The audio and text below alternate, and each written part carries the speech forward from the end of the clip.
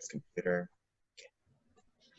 Hi everyone, I'm Russell Aguirre. This is the first play for the Dear Kitty BakeOff entry. It's called Heart by Mariah Masengill. And let me introduce you to the cast. Go ahead and introduce yourselves. Hi, I'm Harper Lee and I play Mina. Hi, I'm Skylar and I'm playing the Unfinished. Hi, I'm Jason Jonathan Rivas and I'm playing Hank. I'm Kurt Wilkinson and I'm playing The Exercise.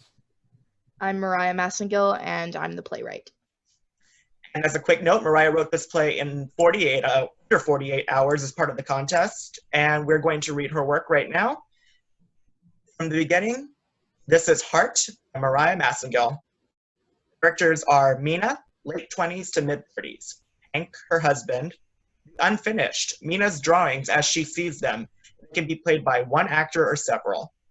The Exercise, another of Mina's manifested drawings, can be played by one actor or several. The time is the present. The place is a minimally represented room. Note that Mariah left for us is Mina is a mediocre artist, better than people who can't draw, but hardly commendable among serious artists. The work that manifests on stage should look like whatever she's trying to create. Maybe the proportions, color, or shapes are a bit off. Works should be busy, but not too much to take away from the flaws. This quality can certainly be a flaw in itself. Also, as Mina changes her specific work, living representation on stage should change with it to fit the situation. Pieces of the costume might come off, lighting colors might shift, poses and shapes made by the actors might change, etc. And now, scene 1, Heart. Rise. Mina is fervently scribbling away at her desk, lit only by a desk lamp. The Unfinished stands apart from her at center. Unfinished is a vibrant galaxy of swirling colors and stars, and their poses are palm up, divine serenity. No, this isn't quite right. Fuck. I don't know, the shapes? Why do these pockets look like leaves or... Mina stands up in frustration and nearly knocks a stool over. He strides over to the Unfinished. This looks so good in my head. Why? I have a reference photo, I have the tools, I have the experience. Staring at Unfinished directly in the eyes. So why? Silence. Mina takes a deep breath and collects herself. Heads back to her desk. I can still fix this. I just need to remove some of this pigment. Unfinished is ripped and stripped down in places. During this sequence, sound gradually transitions from soothing to frantic. All right, now to reshape and reapply. Unfinished is put back together. Look the same as before, only worse, ragged, and pitifully monstrous. Mina is starting to show signs of a panic attack. Sound slows down to the point of distortion. She embraces her sketchbook, trembling. Hank calls out to her from outside the door. Honey, I was thinking of grabbing some food. What do you want? Mina hears him but cannot put words to the sound coming from his mouth. Mina! Mina! Is everything okay? Hank knocks on the invisible door and snaps Mina out of her trance. The sound comes to a halt. Can I come in? No. What do you mean, no? She sits with her back against the door.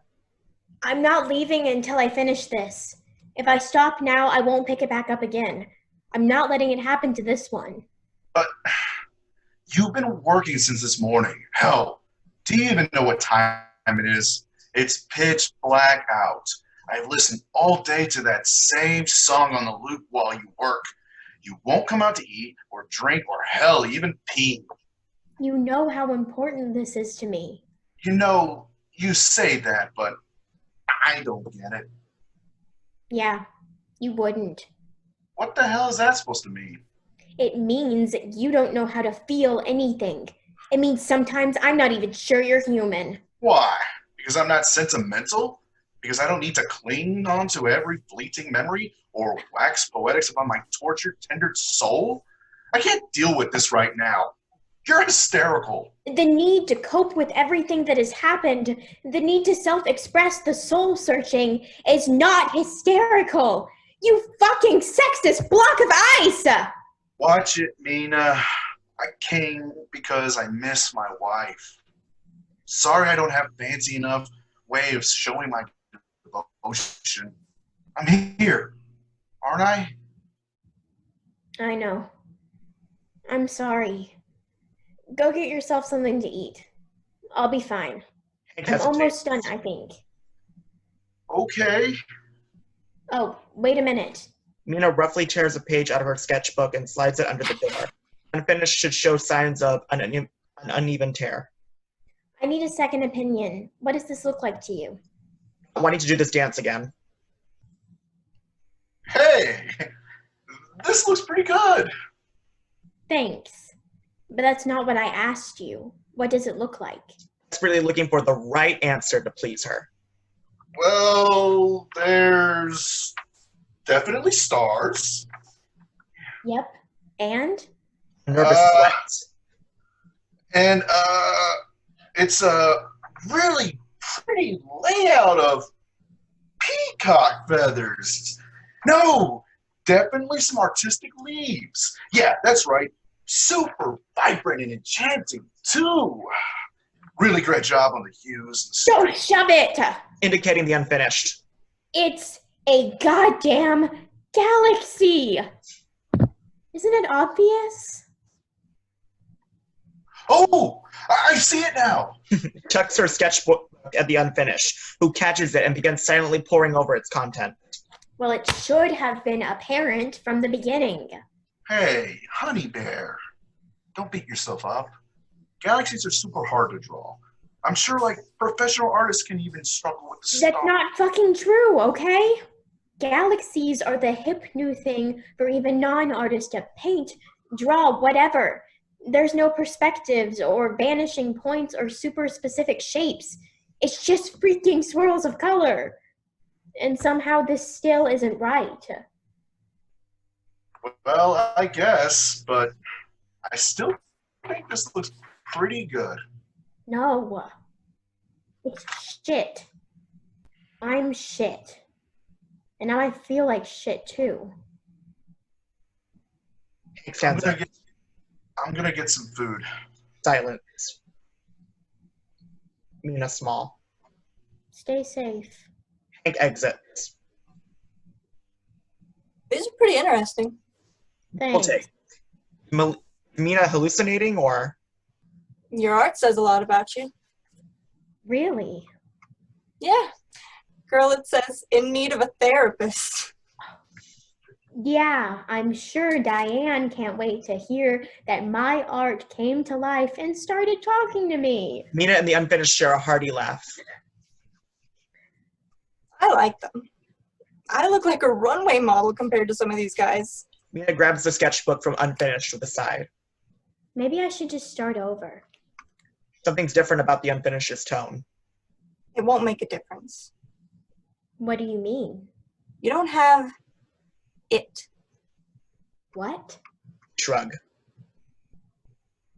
I can still fix this one. Mina goes to open a door but is interrupted. You really want to put me through that again? No. Yes. I don't know. I know I can make it right. How would you know if it's right? If it looked like what it's supposed to be. Mina flips through the sketchbook and pauses after discovering an old piece. The exercise comes on stage. A swarm of hands. There may be actors who have hands on their heads, actors whose entire costume is a giant hand, or an actor or actors who have painted derpy faces on their actual hands, etc. If the role is played by one actor, it is recommended to go to the giant hand route, and if desired, one might even put little hands on the fingers of the giant hands to create the swarm feel with less. The whole scene should feel uneasy and nightmarish now. Like these guys? No, definitely not. Why? They look like hands, no mistaking that. Look at the fingertips. The tapering is all wrong. They look like claws. The exercise slowly approaches Mina, threatening to engulf her. Yeah. Why did you give up? Hands are hard. And they look better than the ones I drew at 12, so How long have you been drawing, Mina? since I could hold a pencil. And this is all you got, huh? Exercise reaches for Mina's throat. I could do better if I wanted. Exercise squeezes Mina even harder. I just don't have the patience to practice drawing hands every day. The unfinished snaps. The exercise dissipates. Or the self-discipline. Yeah, guess not. Tell me, Nina, why am I so important to you? Are you kidding? Art has been my mode of communication forever. I can't imagine life without color. I can't. No, I meant, why am I so important to you? Why are you obsessing? Why have you been frantically working with that same song on repeat? For Mom. She's dead. And I don't know what I'm doing. I can't find her anyway. They say you'll still feel them around after someone passes. But I don't. It's been 3 months and I don't feel a damn thing. Not a shiver down my spine. No sign she's out there. I can't find her. Then why are you trying to erase and fix your feelings? Nina isn't able to fight the tears any longer. I don't know. I guess I thought I could share this with the world and other people would tell me how to find her again. But she's your mother. She knows you. She knows your art. That's how she'll find you. Not through someone else's perfect pictures. Well, good. Because you are never going to be perfect. Hey, watch your mouth, Miss Tornado Alley. They both laugh. Beat. Nina looks unfinished over. It's fucking ugly. But I love it. No one can tell me what it's supposed to be. But I can. I guess that makes this an encrypted message from me to heaven. Mom, look, I'm still here. Still your Prozac poster child Picasso. Nina embraces the unfinished and kisses them on the cheek. Now, get your ass out of this dark, crusty room. Share one last moment and Nina exits. Hank is waiting for her outside the door with some food. Lights out. End of play. And that was Heart by Mariah Masengill. Guys, go ahead and put yourself back on camera.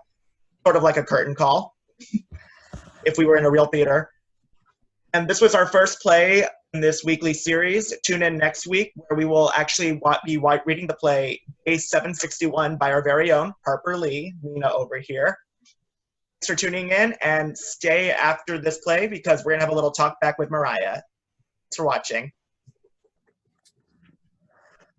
If you're just joining us, you probably just finished watching the play Heart by Mariah Masengill. I'm here with the playwright right now. Go ahead and say hi, Mariah. Hello. So, Mariah, we actually went to school with each other, right? Yeah, we sure did. So just as a quick, brief little intro, you were actually finishing your senior year when COVID hit. Can you tell me a little bit about that? Yeah, it was definitely pretty traumatic. I was in the middle of directing 2 shows, and one of which was my capstone, so I never got to see that go up. But since then, I've used writing as my main coping mechanism, so that led me to events like these.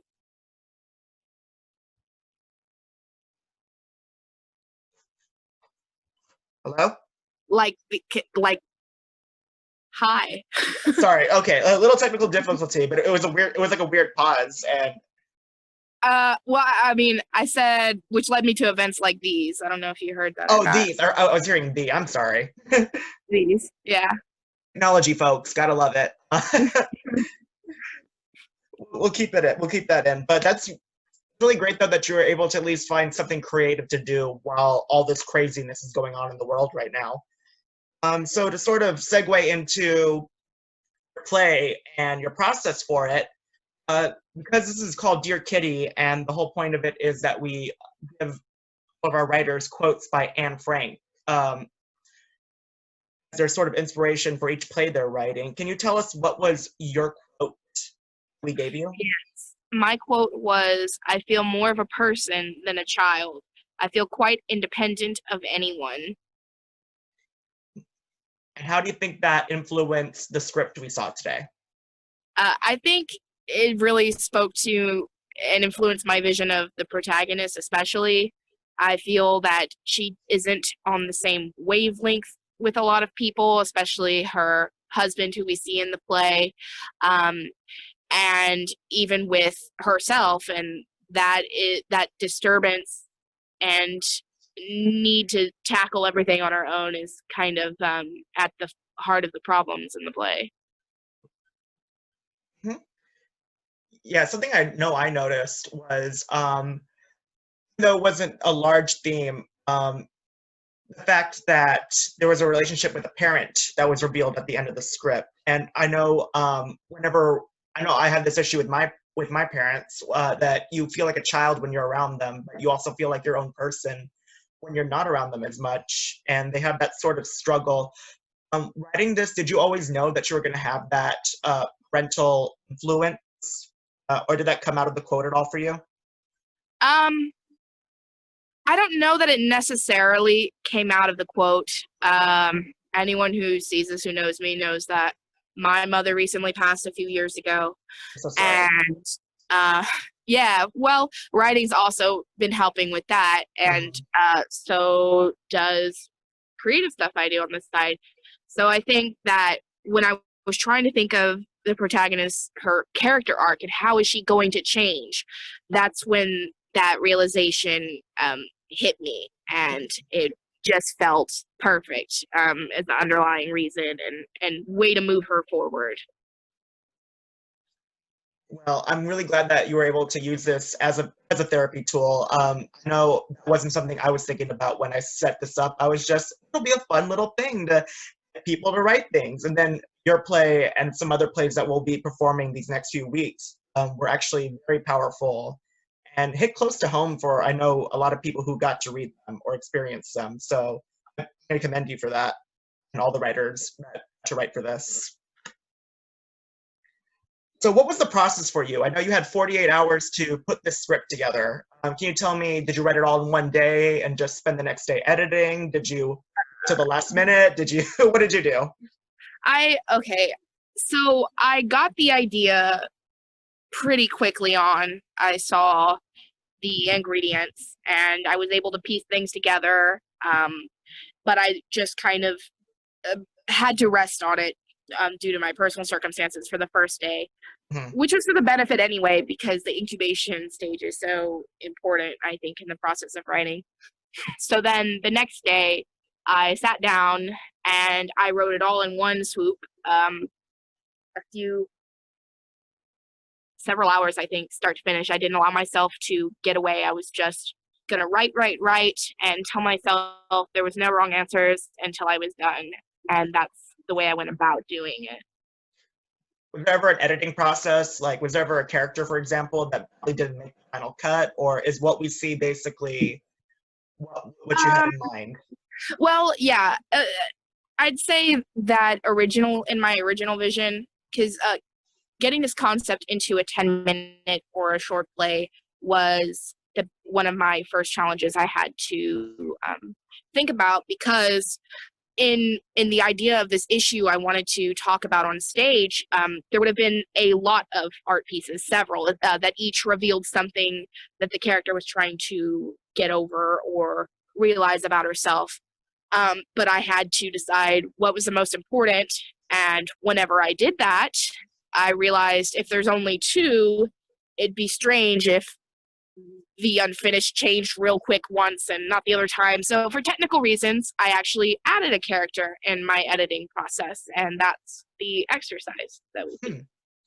Speaking of the unfinished and the exercise, let's segue into them. Where did the idea come for these very interesting characters? And you're very descriptive in your stage directions for the many different ways directors approach these two. One of them was could even have multiple actors play them. They could be one character. They could even be a voice off stage if someone were so inclined to do that. Where did you get that idea to have these two be so abstract in how they're staged? Well, I think first and foremost, when I'm thinking of characters and design, when I'm writing, I think about functionality. Being that it's a short play, I don't want to write in too many characters that limit festivals or schools or whatever student-directed things from putting something like this on, right? So I wanted to be able to be played by a few actors, but at the same time, I realized what fun this could be, or maybe someone wants to include more actors for like the exercise or the unfinished. So that was the first thing I thought of was functionality. As far as the visuals of it, I just like to give directors a lot of room to play. I'm so very anti-Beckett in my approach to writing. Oh, please, we could have a podcast about my issues with how the state want things directed, but I digress. But yeah, I'm with you on that. I think the free choice, but something I've learned through constructive criticism of my work is that even though I like having that free choice, I can still be descriptive to give clues and hints, and that's something that Tom from school worked with me on. And that led to, I guess, a lot of the visuals and imagery that I included in the play. I tried to tap into everyone's senses, whether you're more of a colors person or a shapes and textures, like however you think. I wanted to give you some clue of how to feel my play. Okay, so we're going to go into our final two questions. Going back to the overall theme of this bake-off, when we were planning this out, we chose Anne Frank as a character because we felt that what she's most famous for was always finding a creative outlet in very dark and troubling times, especially when she was forced into isolation. I want to say similar to how we've all been forced into isolation, because you can't compare the two. You really can't compare the two. But what can you say about the legacy she left behind, to where you were able to create something totally new, totally original, based on an idea she had about herself that she wrote in a diary for people to read years later? I think what is so powerful to me about Anne Frank's diary is she's just so strong for her child her age. And I remember thinking that every time I've pored over it, and I think that has certainly influenced my view on feminism, which is definitely an underlying thing that I put in this play, especially since one of our ingredients was an argument born out of prejudice or whatever. I kind of lightly tap on that due to time. But yeah, I think her strength is a value that has influenced me as a person, and definitely my work in that regard. There is something to be said about a diary written by a young girl years ago that probably wouldn't have seen the light of day if it weren't for her father and her friends that helped her. Still have resonance here in what is now 2020. There is something to be said that it can create such amazing and very creative different artistic pieces just based on her words. And finally, sort of to lighten up the mood a bit, what advice do you have for other writers that are struggling a bit during COVID to be creative? But what advice can you give, since you were able to actually create a product while under this quarantine period? For sure. So for that, I have two very important tenets to abide by. First and foremost is something I was taught. Writer's block doesn't exist. To get around that, you need to write something every day. It doesn't matter what it is, and you don't tell yourself it's wrong till it's written. You can include images, whatever. You can do exercises. It could just be brain vomit. It doesn't matter, because all of that will serve your writing later on. And there's certainly inspirations that I'm able to pull for events like these based on things whatever, not like actual dialogue, but just ideas of characters and how they might work or things like that. So that's the first thing. And second, and perhaps, I don't know, even more important for anything you're trying to do during COVID, is get a group of people who want to do this with you, a group of writers, or even for things like working out, like having people who are trying to do the same things as you is so crucial, because it's so easy to be apathetic right now, to be lazy, to be, I don't know, to just give up, right, with the situation. So find your people. Yeah. Yes. Well, Mariah, I want to thank you for participating. I loved working on this play. I'm really glad that you were able to have time to do it. And I hope that you don't stop writing anytime soon. And who knows, maybe we'll see a full-length production of this sometime in the future. Maybe. All right. Thank you so much. Thank you, Mariah. And thank you guys for listening to our talk back with Mariah Masengill, who wrote Heart. And we'll see you next week with a brand new play by one of our talented writers. Until next time, see ya.